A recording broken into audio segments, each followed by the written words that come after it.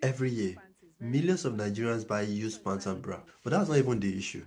We spend hundreds of millions of naira every year buying a bante that end up giving thousands of people infections. The more I think about it, the more I wonder, why is there no serious Nigerian underwear brand? 220 million people and not one recognizable underwear brand. And before you say it's because Akube is cheap, have you been to the market lately?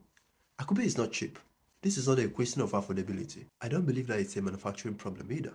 And that's because you don't need a factory in Aba or Agbara to solve this. I don't see what's stopping anyone from designing locally and then manufacturing in China or Bangladesh, just like most international underwear brands. So technically, manufacturing is not the problem.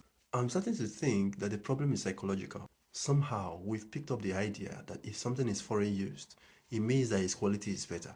Once the average Nigerian hears Okrika, we immediately associate it with quality and we automatically think it's cheap.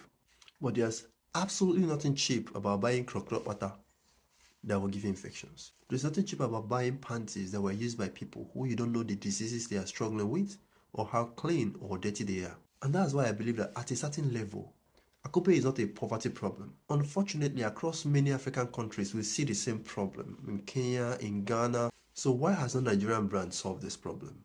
I'm not going to pretend that there are no cheap Chinese alternatives in the market. There are. But what I suspect is going on is that independent importers are bringing in these nameless brands and selling in silos.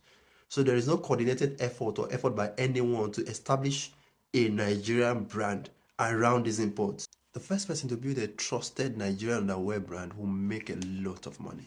The market is already there. It's waiting for someone who's bold enough to go beyond just importing underwears to building an underwear brand.